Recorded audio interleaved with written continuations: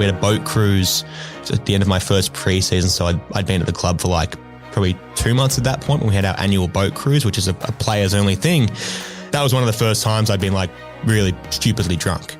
And it was like, I'm surrounded by other footy players now, like, this is what I'm going to do. That's when I started slipping into this, I'm a footy boy now, which I'd never really done before.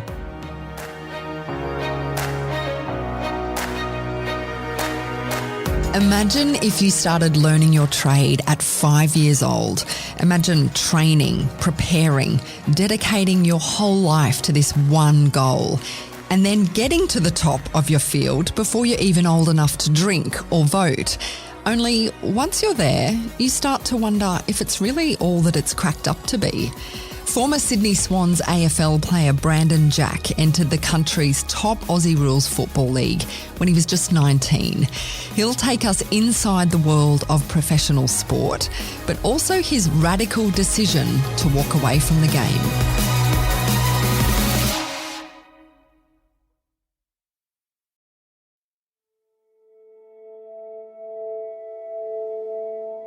I'm Kelly Reardon, and this is Curveball, the show about the messy parts of life.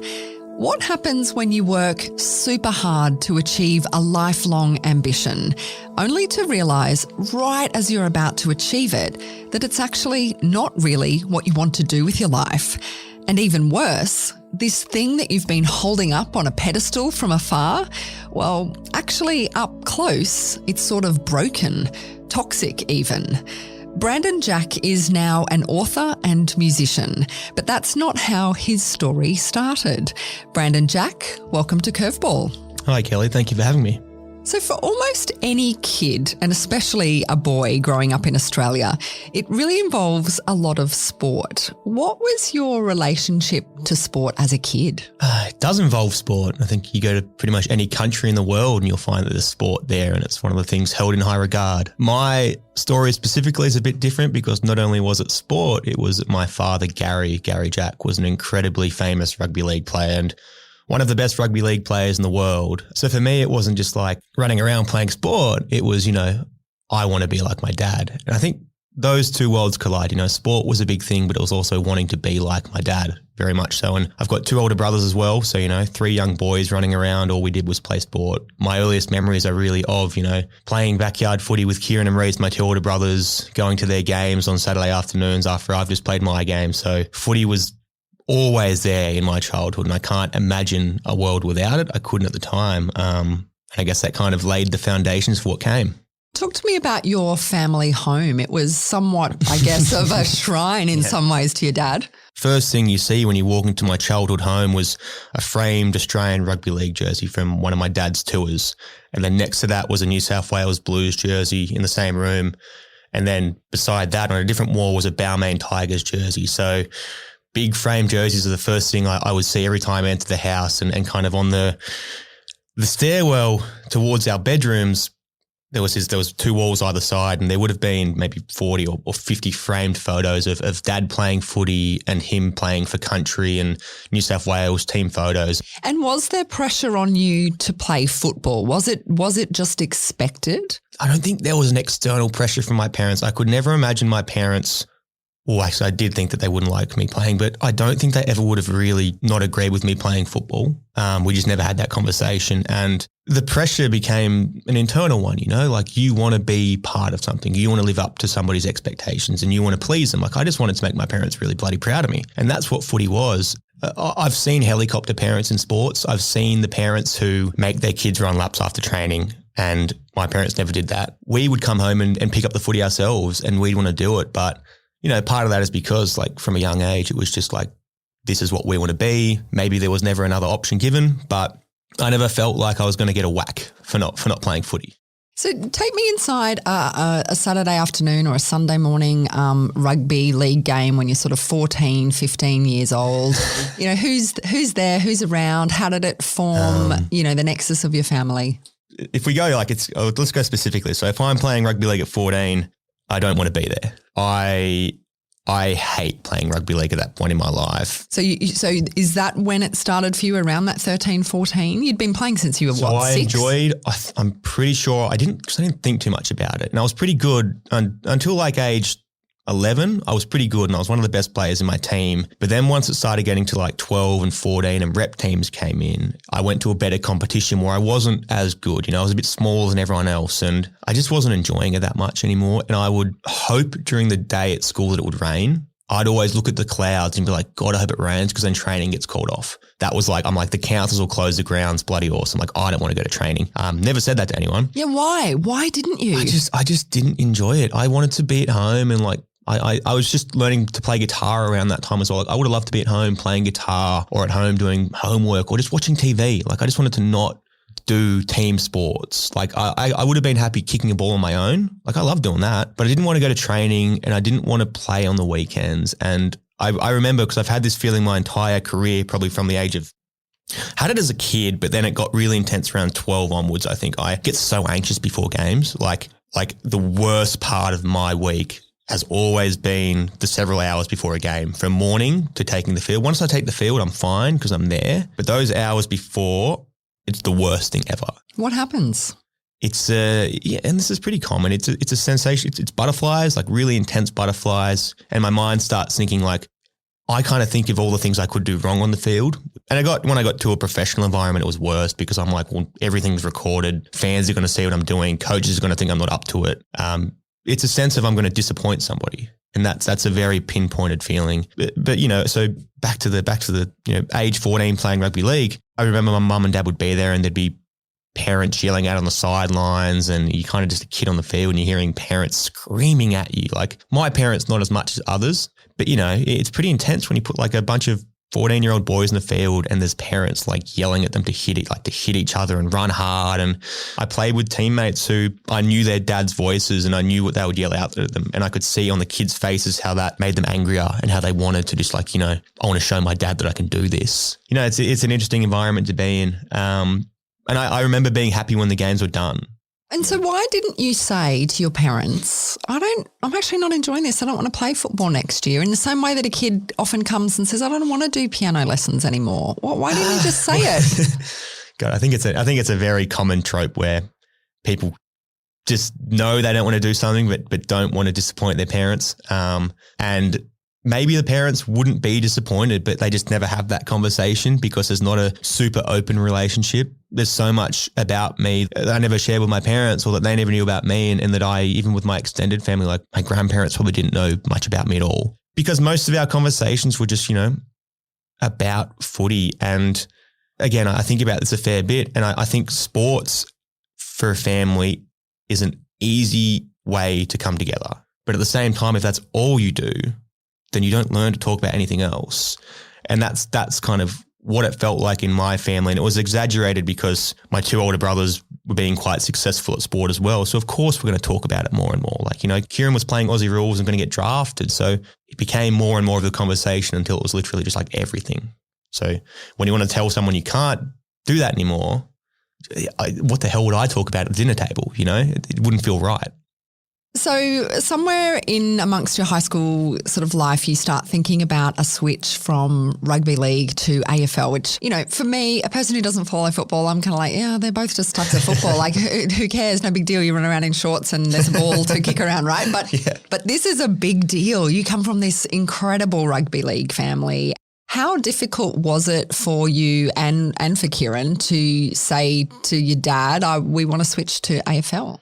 It's kind of funny now thinking about the difference between rugby league and AFL. And like you say, they're just both games where you chase a ball around a field. But especially when Kieran changed over. So Kieran's 7 years older than I am. So he changed over in, what year was it? Early 2000s. And then Aussie Rules was not a big game in Sydney. I mean, the Swans had made a grand final in 99, I think. But you were the outcast almost if you played Aussie Rules. I went to a rugby union school.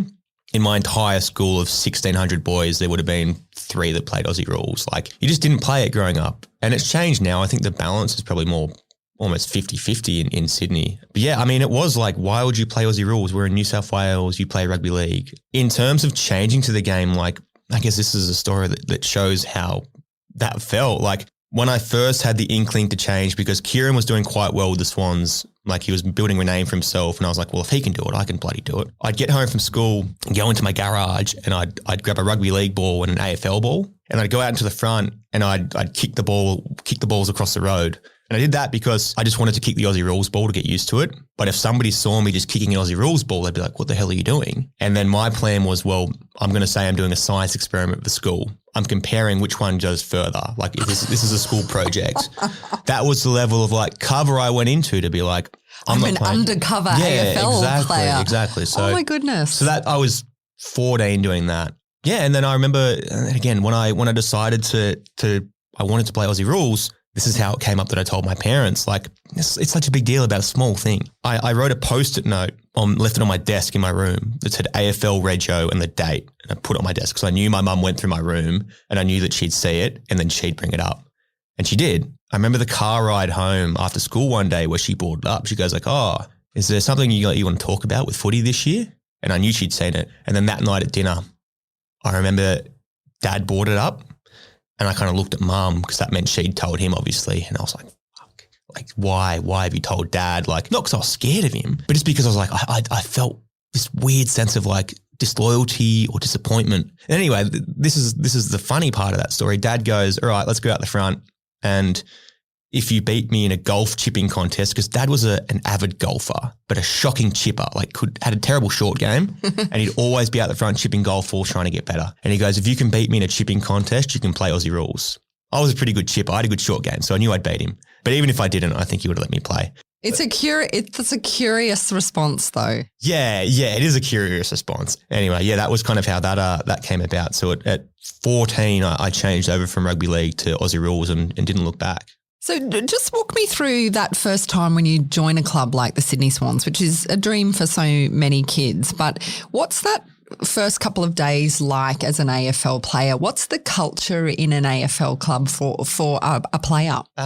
So my first few days at the club was pretty weird actually, because I just got the call 2 days before I was to go in and train, and I was training for a contract then. So I was told you're going to train for 4 weeks.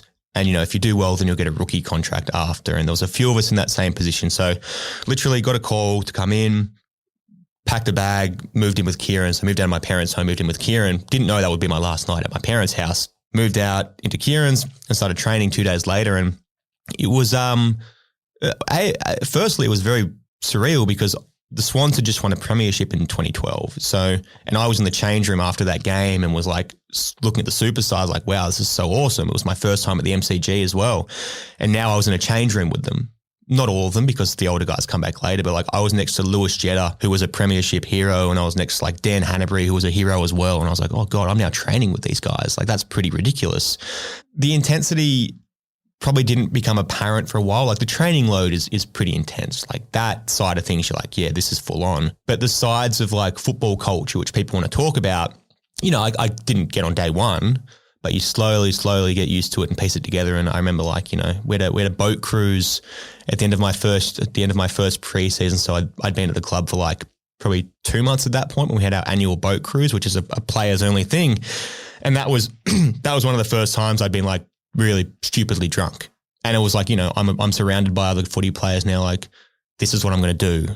That's when I started slipping into this, I'm a footy boy now, which I'd never really done before. And what do you think the club's purpose with that? Is this just, they need to bond? Is it, we need to build some team camaraderie? Like in no other workplace other than, very male law firms or stockbroking firms do a bunch of blokes get together on a boat and just drink themselves into oblivion. And like it's kind of weird. Yeah. This is, so I'm speaking now after I just won a premiership on the weekend, a local league premiership, and we've just had 3 days in a row drinking together. And I'm a bit older now than I was back in the younger days when I was doing that. But so I go into that with a very like conflicted mindset of I know the kind of expectations, I guess, and what it can set up for the young guys there, like the 18-year-old, 19-year-old kids being like, this is normal, this is what you do. But at the same time, I see how they enjoy. I see the enjoyment in them and the enjoyment in being part of something. So I don't want to completely take that away from them. And, I had some, I guess, bad times drinking alcohol as a result of that kind of culture, but I had some good times as well. You know, like it's shitty that blokes make mates this way. And maybe it's because we're not good at making mates any other way. Maybe it's because we don't have that outlet where we can form friendships without it. And that becomes our way to do it. You know, we play footy, we drink. That's where we can let ourselves be a bit free. And it's funny, like I see blokes put their arms around each other after a few drinks, and I see blokes kiss each other in the cheek, and I know they're joking or whatever, but that's when it comes out. That's when it's like we can be kind of relaxed around each other a bit. And I don't doubt for a second that does build some camaraderie in the team, and, you know, you get to blow off some steam. And as athletes, you're working really hard all of the time. You know, the training regimen is so disciplined, and so to have some freedom away from that is great. But I think the flip side, obviously in the last few years, there's a much stronger lens across this, is that drinking can lead to sexual assault. That drinking can lead to, you know, lifelong problems with alcohol. Yeah. It's the racist slurs that people like Adam Goodes has had to cop. It does blend into a whole lot of other toxic things in Australian society. So what did you see around that became troubling to you? You know, I was at a footy club where women talked about a certain way and women used as bonding for men. And even now I still hear it at footy clubs, and it's kind of like that's all we think we have in common. Because if you bring groups of guys together who don't know each other, the baseline understanding is we can drink together. And this is the bad thing about expectations, because people might not be interested in that, but we just expect that they are. Drinking, sports, women are the kind of really heteronormative things that we expect men will bond over. And as a result, that's what happens. There's a line to be found. And, you know, I had my 3 days of drinking then, but I left every night before 8 o'clock because I knew that that's when my tipping point came where I'd feel really bad the next day.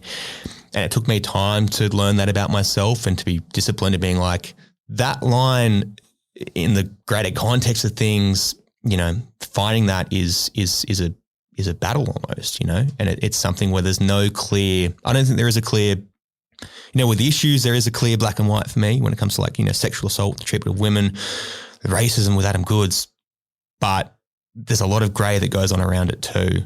The culture of a footy club, if you were just to tell them, if you were to take away drinking from a footy club, what you'd get would be kind of a kind of underground revolt, I feel. The guys would still do it and it would become almost more toxic. So it's an interesting space for clubs to work in. So you're sort of a rookie in the club. You're fighting for a spot in the team, which is sort of a weird dynamic anyway, because it basically means that you and like 6 other blokes are kind of, are we in, are we out? You're not really in the team, but you're not in the team, and it kind of pits you guys against each other in some ways, that little crew. So you then go on a bit of a slide downhill. How bad did the drinking, the visiting brothels, you know, all of that get for you? Sporting organisations are so full of contradictions, and we just accept the idioms of sport and the common lines that the players tell the cameras blindly. Like, you know, like it's all about, you know, team first. Like, if you're not in the team, like, can I swear? Yeah, of course you can. Like, fuck that. Like, like I would have said it to the camera. I would have been like, yeah, you know, I'm just glad the team got the win, but like, fuck that. I want to be in the team. And like, you know, a classic example of like, I would get dropped from the senior team and be playing reserves. And all week I'd be going like, I'm going to prove the senior coach wrong for dropping me. I'm going to make him look like a bloody idiot for dropping me. So I'm going to play the game of my life. I play the game of my life. I get back in the senior team. I'm now playing for that coach who last week I was like, I effing hate you. I'm going to show how stupid you are. And being a player who goes back and forth between seniors and reserves, you just can never really find a sense of belonging in that team, and you can never really keep your motivation consistent. And your life's in limbo the whole time, isn't it? And this was such a big part of why I think people resonated with 28 so much, is because I'm sharing that experience of what it's like to not be in the team every week. And that's a really common experience. So on an AFL list, there's 40 something players and 22 get picked every week. 10 guys on the list wouldn't be in contention. That's all right. There'd be like 5 or 6 that are injured. Of the remaining players, there's probably 5 to 6 each week who think they could be in but aren't. And as a result, they're spiteful towards the club in a way. You can keep your loyalty for a bit. And I did for a while, and I'm like, yeah, I just got to work harder and it'll be worth it when I get there. But at some point you get a chip on your shoulder. And this is a thing, people will be like, you shouldn't get a chip on your shoulder. But then at the same time, like if you want to be the best, like you've got to have a chip on your shoulder. You've got to prove people wrong. You've got to want to be the one in the team. So I'm in that spot. And then at the end of my third year of playing professionally, I got dropped before a final. And that's the moment where I kind of think I gave up on footy. I'm like, I'm broken here. Like I've done everything I think I can. It's not working. And that's when my drinking really escalated. There was about, the following pre-season, every Friday afternoon after training, I'd get together with guys in a similar position to me. So 4 guys who were also on the fringe, and we'd have a drinking game. And it would be, we made rules around these drinking games, and it would be like till lights out, until you collapsed. And we did that week on week on week. During the year, I played reserves the whole following year. I wouldn't go to the senior games. I'd go home and drink because I didn't want to be there. I wanted to be in my own space. Drank until I'd pass out. Drank until I knew I wouldn't be able to walk anymore. Which is kind of extraordinary to me in a way, because you're operating as an elite athlete. Like you are training like an absolute demon, right? And probably eating really well. And like there's a whole lot of like really regimented stuff that goes on to be a professional athlete. And then on the weekend, you'd like binge drink for 3 days. Like how do you turn up at training on Monday and at work? But like, God, I could not drink anywhere near that now. I think for some reason, young blood. But I think there's some pretty complex psychological reasons behind it. For me, and I've spoken to recently a former teammate who was in this position as well and has gone on to great success since then at another club. He was in a similar position to me, and he texted me after reading my book and said, mate, I was doing the same thing. We were doing it. I was doing it. So A, I was doing it to kind of, just feel a bit better about myself and to numb the pain. But B, I wanted people to think I didn't care. I wanted my teammates to be like, oh, okay, BJ is not getting picked because he just doesn't care enough, not because he isn't good enough. So if he really cared, then he'd be in the team, but he doesn't. So that's an easy out. That's what it was for me. Like I wanted to fill a space at a footy club, like, because if I didn't feel like I was good enough to be in the team, like what role do I fill there? Well, I'll be the pisshead guy who is going to get drunk, and that's my contribution to this culture.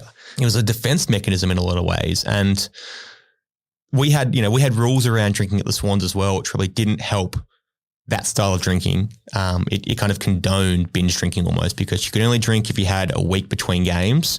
No midweek drinking. It's not even a glass of red wine or something midweek. Not that I would have done that, I don't think. But if you're only allowed one day a week to drink, and maybe that day comes along once a month, like you're going to load up. Then you're gonna spend your tickets at once, and that's what we did it for.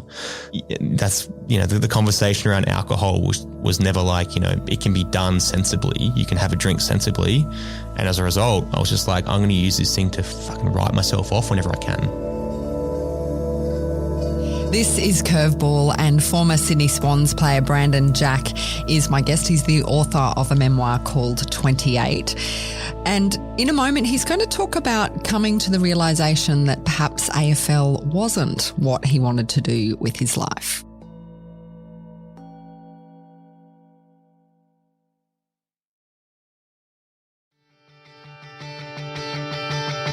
I'm Kelly Reardon, and this is Curveball. And Brandon Jack is starting to think about life beyond football. He's only 23 years of age. At this point, he doesn't have a degree.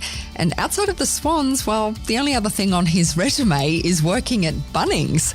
So, Brandon, what was your plan? The Bunnings warehouse thing. Hey, I could have gone back there. I wasn't too helpful there. I used to hide in the aisles. Anyone who went to Dural Bunnings warehouse in like 2011, I'm sorry.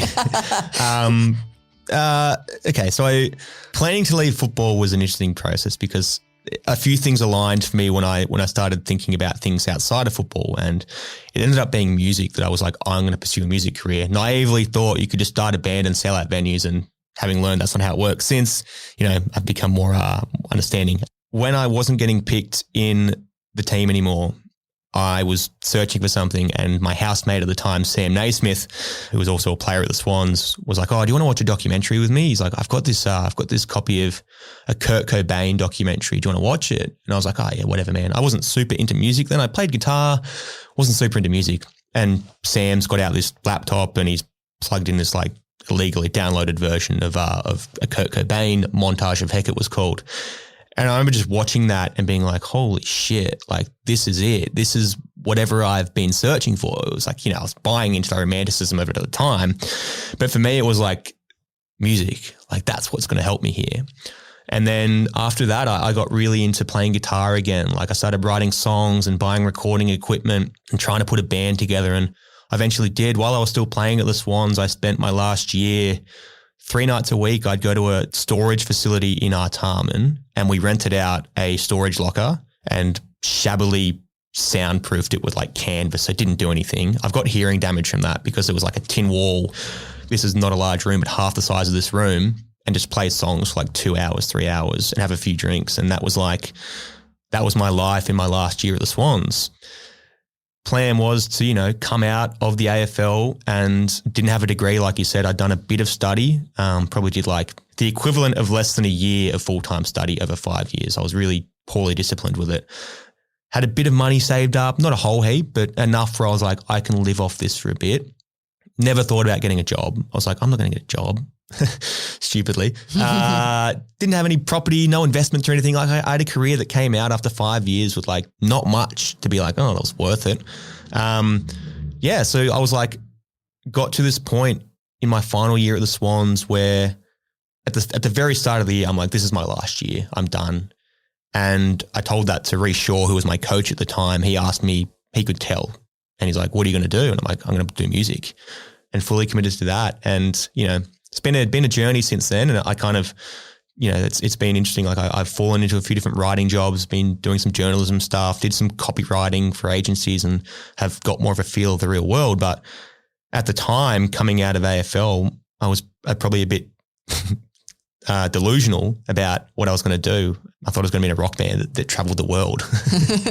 And what about the writing? Because you've written, for the Sydney Morning Herald, for GQ magazine, and obviously the memoir. What made you decide to try and put your story into a book? And, I want to come to the relationship that you now have with your family, but was it a big decision to sort of put your own life out there in sort of the public? I know you're a public figure, but it's quite an honest book. It's the book itself has an interesting journey. So I originally wasn't going to write about football at all. So I had written a few articles for the paper and people were starting to say like, you're a good writer, like you should look at getting a book published. And somebody put me in touch with a publisher named Jane Powell-Framan, who works at Allen & Unwin, who published 28. I sat down with Jane and she was like, well, what have you got written? I was like, oh, I've got heaps written. I had like nothing written. The original pitch for the book was like a series of essays about being a young man, because that was masculinity is a very big issue right now. And I was like, I can write about that. And even in the manuscript I finished that book and I submitted a manuscript and there was like a page on football. I literally summarized my career in a series of dot points and was like, that was my career. That's all you can take from it. And then I remember getting some feedback from an editor. He went through it and he gave me this kind of feedback. And in the document, he was like, how do you feel about football right now? And I remember that comment just kind of sat here for a while. And then a few other things happened. Like I was cleaning out my garage one day and found my old football diaries, which became a really crucial part of the book. So I decided to rewrite this book around my football career because it was a raw thing for me. I didn't want to talk about it before then because I felt like at 23, I was retired from the game with 28 games. Like that's not a career you talk about. But then that was the reason why it became a career to talk about because, there's a lot of raw emotion there and a lot of things to sift through. Yeah, I think it's an interesting insight to what it's like for those guys who sort of sit on the cusp the whole time. That's, certainly what I found fascinating about it. One of the saddest parts of the book comes towards the end when you sort of talk about that you hadn't spoken to your parents for a number of years. And I know that Kieran, your eldest brother, was also estranged from the family for a while. What happened there? A lot of things. And even since writing that, it's changed again. So, so I now have a dialogue with my parents, which I never saw coming. maybe it was writing about part of it for me that opened it up for me. And maybe it was seeing a psychologist a fair bit. Maybe it was all those things together. But I got to a point this past year where it was like ready to talk to them again, and they were ready for me as well. So we both kind of, after I think it ended up being 7 years, that they were like, all right, we can do something here. And it's been baby steps, but it's, it's progress. So when I wrote about my relationship with my parents in the book, I never really wanted to get into a he said, she said sort of situation. And I know football books sell. How salacious you're willing to be with the details of a football book is usually why it sells. How into a scandal will you go? I didn't want to get into like, this is play by play what happened with mum and dad, because then I know that gets drawn out. That becomes the Daily Mail article. But that was what it was for me. I said, I don't want this to be a big book about that, because that's not what this is about. In terms of what did happen with my parents, now reflecting on it, it was a build-up of stuff from my childhood, because we had never really been open with each other, because I never did feel that I was listened to. And again, I don't blame them for that. They're a result of their lives as well. I feel some sense of guilt in writing about them, because the thing with my parents was just that, because football was so dominant, and I spoke about this earlier, because football was our only thing, that's all we ever talked about. And when football started going south for me, I kind of turned and blamed them for it a bit.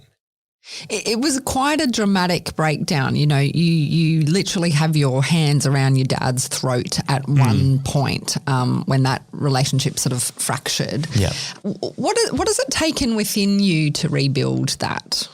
I hadn't talked to my parents for a year at that point. It was the first year of us not talking, and they come to a game of mine one day, and I'd made it clear like I didn't want them to come to my games. And I was playing reserve grade out at Blacktown, and Dad walks into the change rooms, and I was like, I've told you not to come. Like, why are you here? And he's shaking people's hands. And for me, that was, just another case of like, I'm not being listened to. Like, what I say doesn't matter.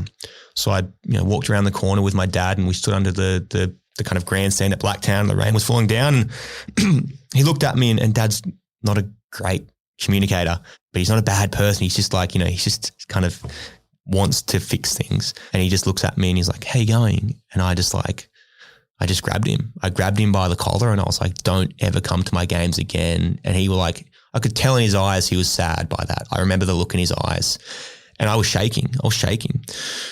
And God, if it got physical, Dad would have belted me. Dad's like a brown belt in jiu-jitsu or something. So he would have taken me to town.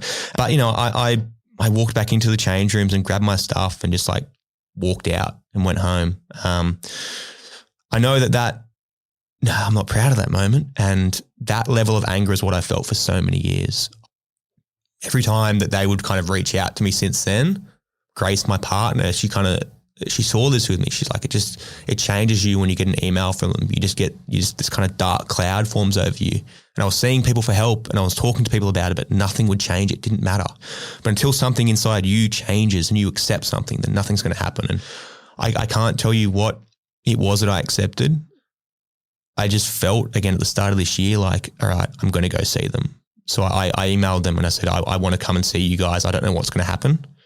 I don't know if I'll be able to say anything, but, I went back home, and I was there for a few hours, and literally for 30 minutes, 45 minutes, we just sat in the kitchen, and I didn't say anything, and they didn't say anything either.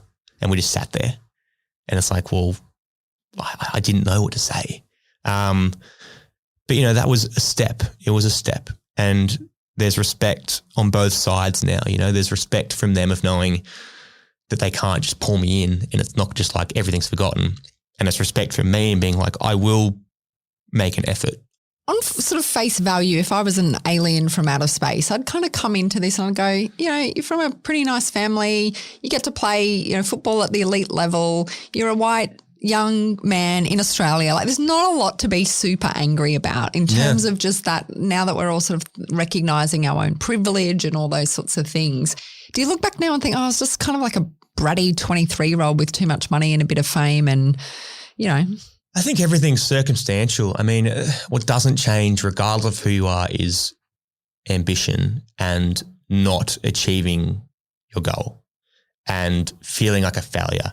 It's like, dude, chill out. You're 23. Like, things are going pretty well for you, but I wasn't happy as that. I wanted more. I felt disappointed. I felt like I'd failed. And, I think a Brady 23-year-old, it was a pretty irrational 23-year-old as well. Still irrational in a lot of ways today. I don't have everything perfectly figured out. So yeah, that was my, just imperfect nature. And what is your relationship now with Kieran and Reese like? With Kieran, it's a great relationship. I've always said he's one of my best mates, and typical older younger brother relationship. With my middle brother Reese, no relationship, which again is a sad part of my life, and there's been no attempt to bridge anything there from either of us. Sad because I had a lot of nice memories with Reese growing up, and I know that what I've gone through with football was something that he went through with football a bit earlier in life. So I do have that understanding of him. But again, I think I wrote in the book, like if we walk down the street, I don't know what we'd do. I don't think we'd stop and talk. I don't know if I'd talk to him. I don't know if he talked to me. I don't reckon I'd recognize him. Like, it's been that long. I don't know what his voice sounds like. And that's sad. Just finally, there's a broader conversation around sport, toxic masculinity, the racism we've seen, some of the sexual assault stuff that we've talked about. What do you think needs to change in the game, or what are you seeing in sport that, has perhaps shifted in the right direction? Any reflections? Well, obviously, it's a wider societal issue. I think that even when we look at drug use, for example, the prevalence of it in elite competitions is still less than the rest of society. So full transparency, which is what I try and be like. I did drugs while playing in the AFL, and I've done drugs post playing AFL.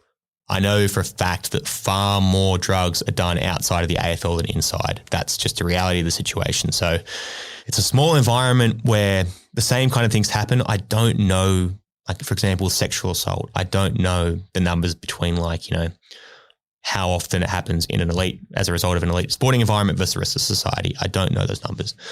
But how things have changed, I guess, it's talked about more. It's in the papers more. I know that clubs get people in to do kind of like seminars. I know importantly, especially in the sexual assault realm, we have more female voices in the sport and around the sport. I mean, the balance isn't there, but I think a big part of it is a fundamental sense of respect for women in these traditional boy club environments. And the way to break that down is, you put more women around the club so that guys don't just think it's a boys club anymore. It's also as you say, it's a cultural thing. And when I first went into a professional footy environment, the elder players were of a generation, I guess, where this wasn't talked about as widely and it wasn't a big thing. So what they passed on to us was their view of it. The guys now coming through, I think, are being taught something different, have different mindsets. So hopefully when they're the senior players at the club, what they pass down is better, and it just keeps getting better that way. And I think, when you have so much money spent on the players' physical well-being. So, we had 12 physios who were there like 6 hours a day, but one psychologist who'd come in once every month. It's like, how is that balance right? And, I think I can't speak. I think the Swans do more about it now. But, that's just an example of how everything else was kind of like just beneath your physical capability. And whether that be your mental well-being, whether that be your off-field education or your kind of just adult development, it's all kind of not as important as your physical prowess. Brendan, thank you so much for coming on to Curveball and sharing a side, I guess, of professional sport that is often completely unseen. Congratulations on the book. Thanks, Kelly. That's Brandon Jack. He's the author of the book 28 and a former Sydney Swans AFL player, taking us inside that world of professional sport. Curveball's a production of Dead Set Studios, and do leave us a review for the show. We always appreciate that, and maybe introduce someone you know to the podcast as well. This episode was produced by Liam Reardon and Travis Vettier. The executive producers for Curveball are Rachel Fountain and me. And you can find out more about the podcast at curveballshow.com.